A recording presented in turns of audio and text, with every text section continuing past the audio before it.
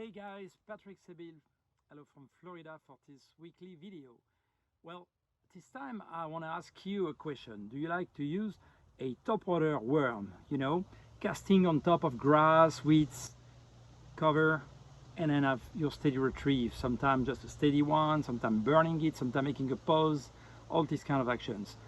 If you do, well, you may want to pay attention to the worm spin.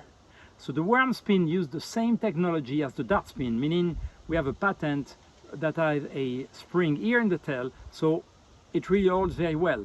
We have a Colorado blade, and it comes with basically two bodies, one wide gap weighted hook, which is that one here, and that's a long neck one. So we already have holes and slots, so you just have to position the hook where it's supposed to go. No need to rig the plastic itself.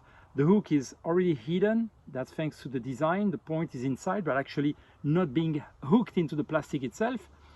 So when you cast and retrieve, that worm, despite having that blade, don't spin. It stays straight. But of course, the blade itself spins and makes a lot of turbulence and flashes, which is a great part of its attraction. Now, if you want to pitch it or flip it, let it go down. There's just enough weight to help it to dive, not too much, so it flutters on the way down, and even the blade flutters like this, very erratically. So it's a very, very efficient bait. That's a 7¼ inch long worm made of soft tough material. You can also rig it in other ways, such as, for example, a jig head like this as a great way to fish deeper, and typically having more of a slow roll action. You can also jig it.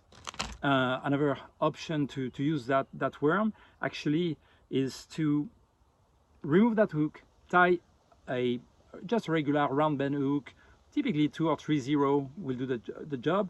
Hook it sideways here, there's some holes here, and that bait you're going to be able to catch it or cast it or flip it. It's going to dive with the blade first in that case, if you have that just single hook, no weights on top of that. So on the way down, the blade is fluttering until it reaches the bottom, and it's going to float up despite having that single hook on the side. So you can fish on a spot, you can do a very nice wacky action, you can do very nice finesse fishing, and every time you twitch it, lure will go up, bend a bit, and the blade will have plenty of action, and also action on the drop again. So it can be a power fishing, it can be a finesse fishing bait.